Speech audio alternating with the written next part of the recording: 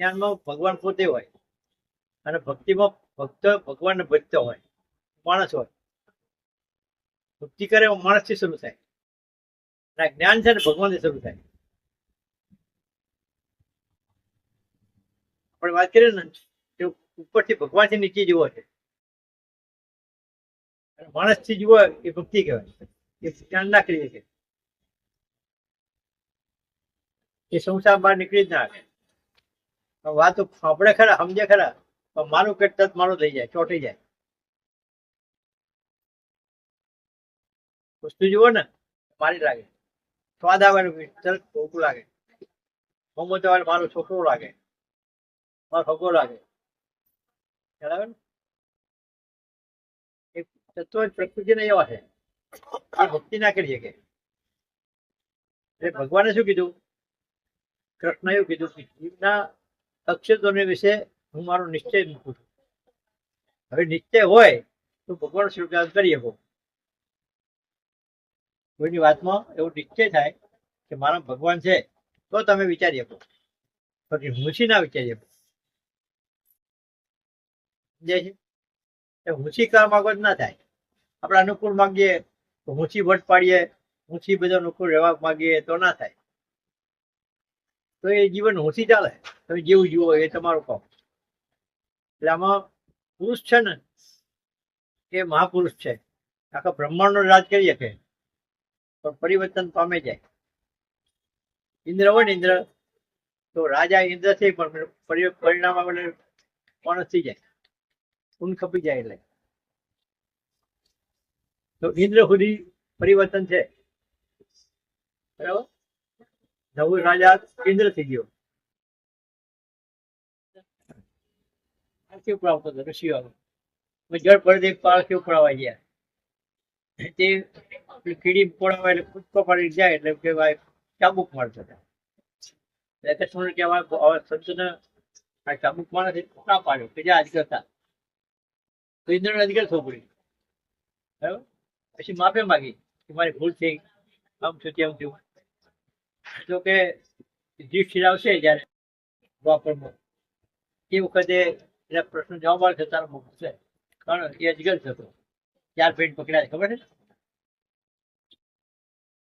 એ નવું રાજા હતા. તો એ ઇન્દ્રને અજગર થવું પડ્યું.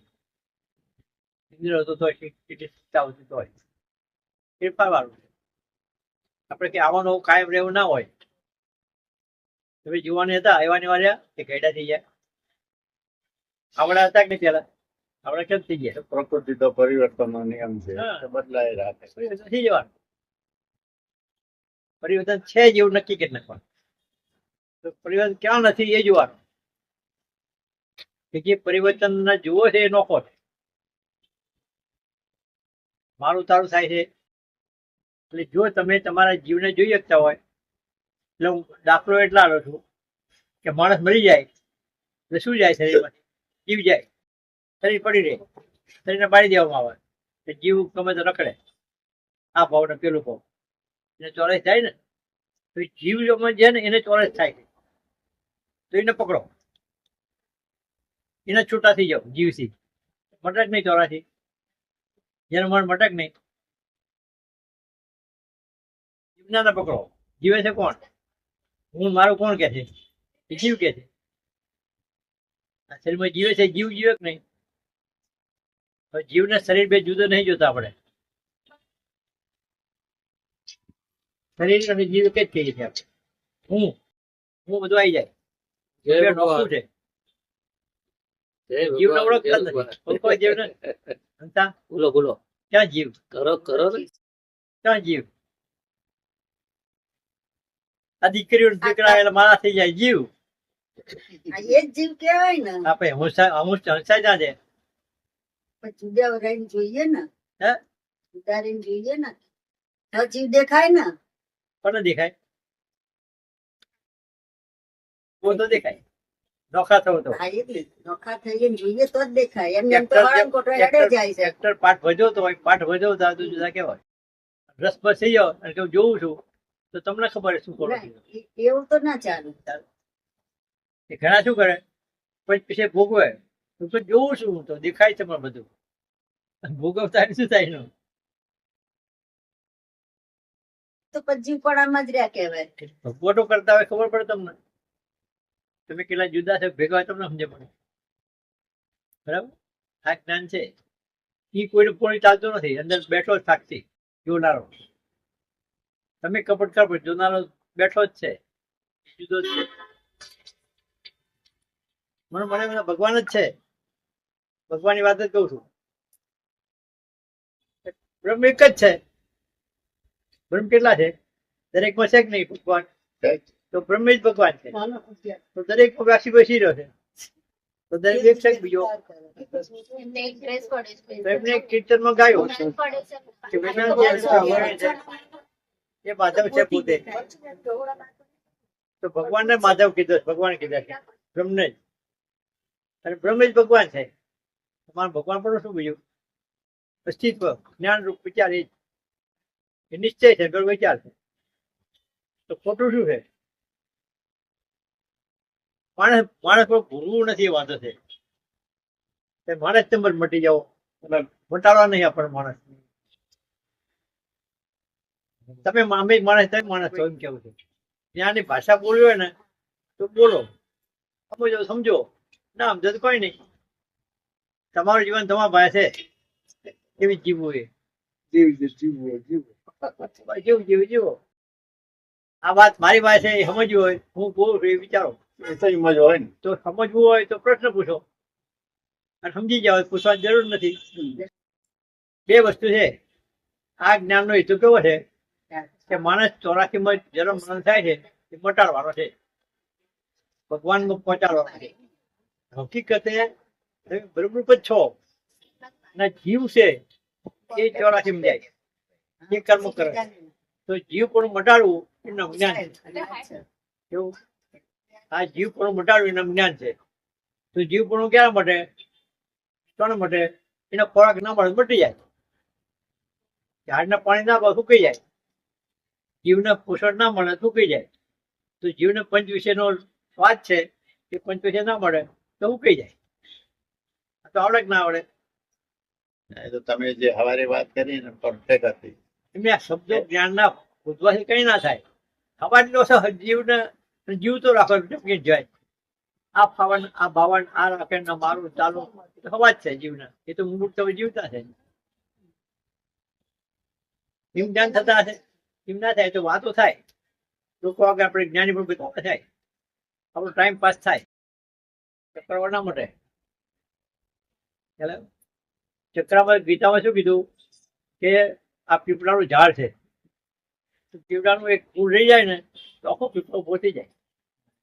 એનો સાવ દાખલો જાગતો જીવતો અમારા ઘેર બન્યો કે પાછળ આટલું છોડશો ઘરના કે પેલો પીપળો જેવું જે ઈચ્છા નહીં આપો. સંસારના જ્ઞાન કરે ત્યાં જરૂર છે, વિષય આપો ના, એ ના હલાય ને. એમને ભક્તિ, ભગવાનની ભક્તિ છે.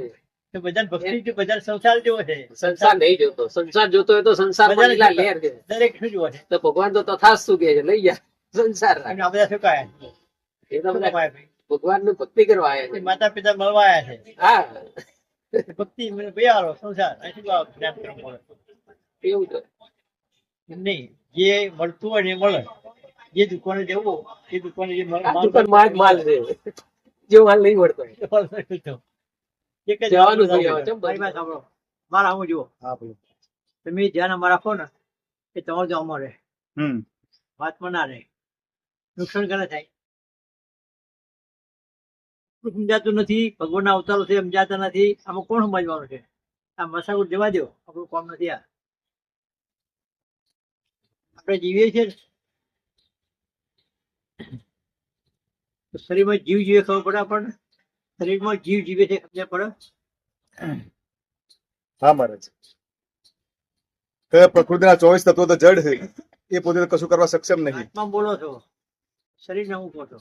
આ ભરત જોઈતા હોય છે.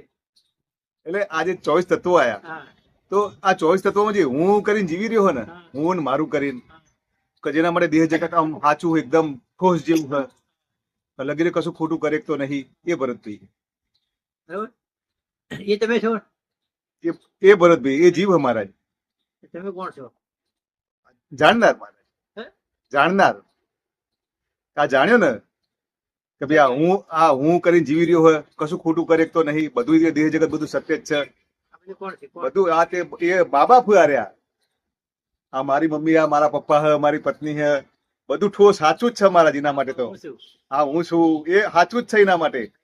જાણો છો તમે? હાસ તો મહારાજ જણાય ને મહારાજ, એકદમ ઠોસ નક્કર હે કે ભાઈ આમ એના એકદમ એવું સત્ય હે મહારાજ, કશું ખોટું ના કરે કે કોણ કરે? કોણ કરે? એ જ કરે. એ કરે? હા એ જ કરે ને મહારાજ. પરમાત્મા કરે. આ તો પરમાત્મા પદ છે, તમે બોલ્યા એ તો બરોબર મહારાજ, પણ ક્યાં નહીં કરે? છે નહીં મહારાજ. હા તે કરતા ભૂલે ને કર્મ કરવા પડું એમાં છે, કરવા પડું નહીં મહારાજ, કઈ કરવા પડું નહીં. જાણ પણ એકદમ કરવા પડું નથી. એકદમ શાંતિ સહજતા. કરવા પડામાં હું છે, જાણ પડામાં કરવા પડું નથી. હમ બરાબર? તો હેતુ શું કહેવાનો? આ જીવ છે નાખો હમ એ કર્મથી ચાલશે. તમે જાણે શું કર્મ વગર રહી ના આવતો. તમે જે ક્રિયા થાય થાય, હમ તમે જે ભગવાન ધારણ કરે તોય. હા. કારણ કે શરીર એ જીવથી બનેલું હોય, અહમથી વાસનાથી બનેલું છે. હા. ઈચ્છા થાય એટલે અહમ કામ કરે, બરાબર? એટલે ક્રિયા થાય. હવે આ સાધન વગર ક્રિયા ના થાય એટલે શરીર ધારણ કરવું પડે. તો જીવે કરતા પડતા સંતોષવા માટે આ શરીર ધારણ કર્યું, તો પંચ વિશે ભોગવ્યો છે. બરાબર? તો તમે ક્યાં છો એમાં?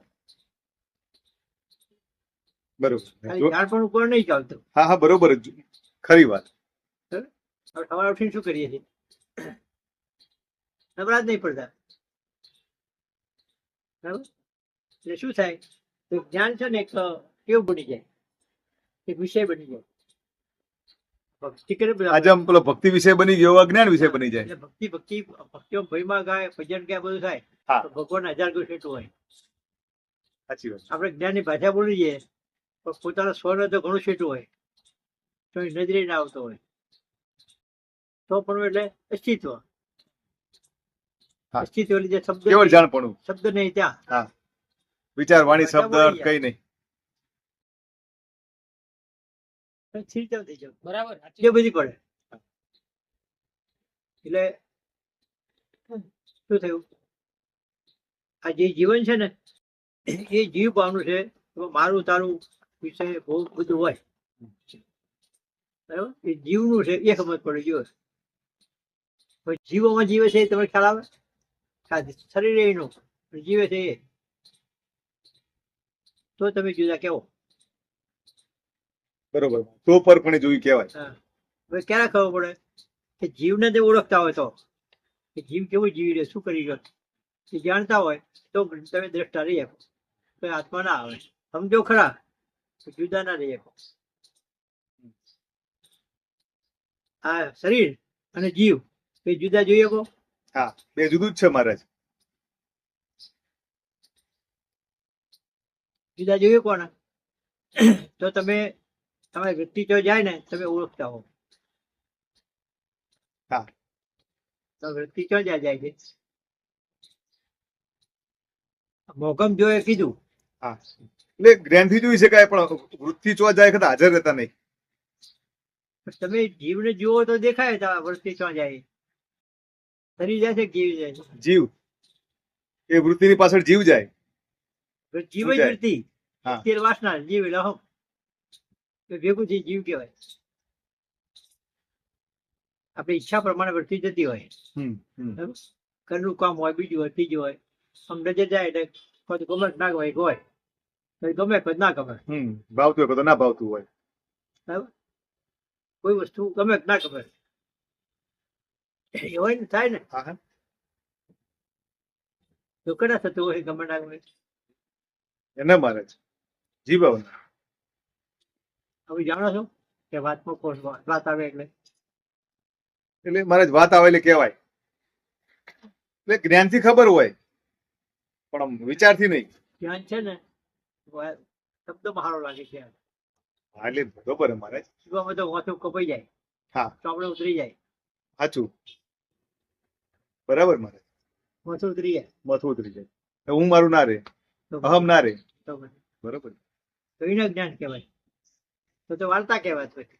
એ રાજા હતો રાણી હતા વાર્તા કહેવાય અથવા જ્ઞાન કહેવાય, સ્વરૂપ ના જ્ઞાન કહેવાય. ના કહેવાય, જ્ઞાન ના કહેવાય. ચોખ્ખું હોય જ્ઞાન કહેવાય ના મહારાજ. કહેવાય. વિષય કહેવાય, વિષય ના કહેવાય. વાર્તા થઈ ગઈ. એટલે વિદ્યા માયા કહેવાય. પેલી અવિદ્યા માયા વિદ્યા માયા કહેવાય. એ શબ્દ બધા લગાવ પણ મગજમારી કહેવાય.